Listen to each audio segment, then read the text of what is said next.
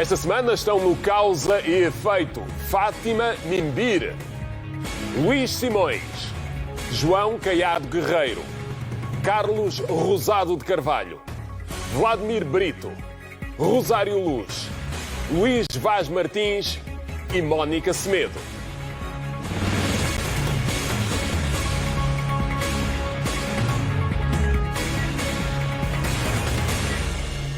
Agradeço a disponibilidade ao Causa e Efeito. Vou agora falar sobre este mesmo tema com o meu outro convidado, é o João Caiado Guerreiro, o advogado português. Começo aqui com uma pergunta de ordem técnica. Qual é o grau de risco que uma testemunha tem de passar para integrar um programa especial de proteção, que é o caso de Rui Pinto agora?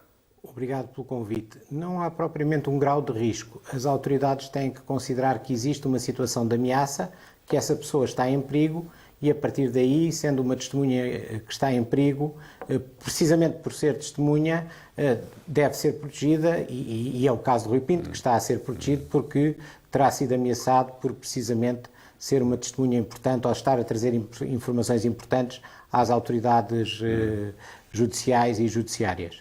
Para quem observa este caso e está dentro do universo da justiça, como o João Caiado Guerreiro, imagino que não deixe de ser interessante perceber como é que alguém que é indiciado por vários crimes também passa a ser colaborador.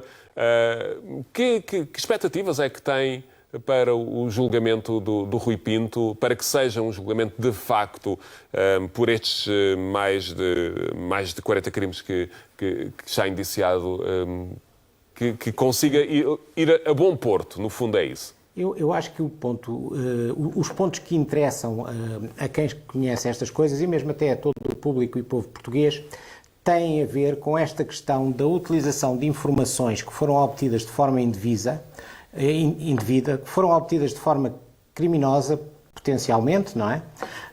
E da utilização dessas informações para abrir outros processos e para outras investigações. A juíza de instrução, no caso de Rui Pinto, já deixou bem claro que de dois males, de crimes, não podem resultar coisas boas e, portanto, estes dados, estas informações não poderão fazer prova em processo nenhum. Até aí estamos todos tranquilos. A questão é se depois essas informações, as informações do Futebol Leaks e do Luanda Leaks, poderão ser eventualmente usadas só como meras informações para começar investigações. E este ponto é muito importante porque tem muito a ver com o princípio da legalidade, e com o princípio da privacidade, com a violação de direitos fundamentais dos cidadãos. Porque se vamos poder usar as informações conseguidas pelo Sr. Rui Pinto, quer no Futebol Leaks, quer no Luanda Leaks, para outros casos em tribunal, então se calhar deixamos de ser um Estado com legalidade democrática, passamos a ser um Estado policial e é melhor a Polícia Judiciária ter os seus hackers, eles já têm, aliás, excelentes técnicos informáticos e eles próprios entram nos sistemas de quem quiserem e furtam a informação. Obviamente que isso não está minimamente em causa, nem vai acontecer. E, portanto, o destino destas informações e o destino destes dados obtidos pelo Sr. Rui Pinto é um dos pontos fundamentais aqui nesta questão.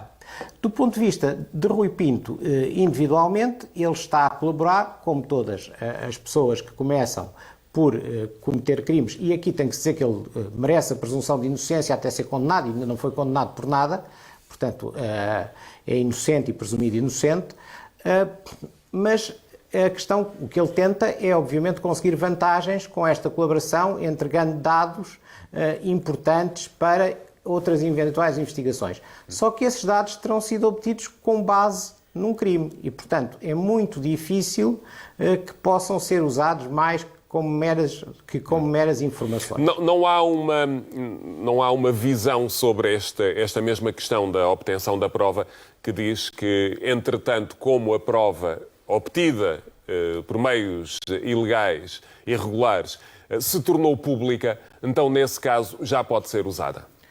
Repare, isso passa-se, por exemplo, numa série de ditaduras e de regimes policiais, não é? Eles tornam públicos determinados dados relativamente às pessoas e depois julgam-nas por isso e foram obtidos a mando do Estado ou desses Estados policiais.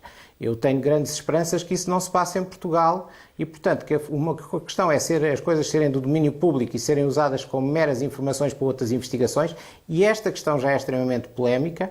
A outra questão de poderem ser usadas em tribunal, eu espero que essa questão nem se ponha e, como lhe expliquei, o despacho da juíza de instrução vem nesse sentido. Interessante também, quanto ao destino de Rui Pinto, é ver se esta colaboração lhe poderá valer alguns benefícios, reduções de pena, no caso de vir a ser condenado, etc. Isso, se calhar, faz algum sentido se ele estiver verdadeiramente arrependido. Mas há aqui dificuldades técnicas.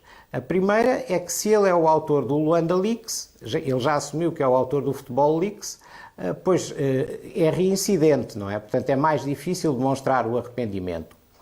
E mesmo o estatuto do whistleblower, portanto, o estatuto de uma pessoa que está ligada por motivos profissionais a uma organização e que vem denunciar crimes ou atitudes indevidas tidas por essa organização, de acordo com a juíza, e é a opinião da maior parte dos juristas, também não se pode aplicar ao Sr. Rui Pinto, porque ele não trabalhava para nenhuma das organizações que vem denunciar. Portanto, eu acredito que em termos de julgamento, ele pode naturalmente vir a ser considerado inocente. Se for condenado, pode beneficiar de algumas atenuações importantes, quer pelo apoio que tem beneficiado no público, na imprensa, mesmo de algumas autoridades, quer pelo interesse público das informações que tenha prestado. No caso de vir a ser condenado, pode ter por isso uma pena mais leve ou até, eventualmente, uma pena muitíssimo leve.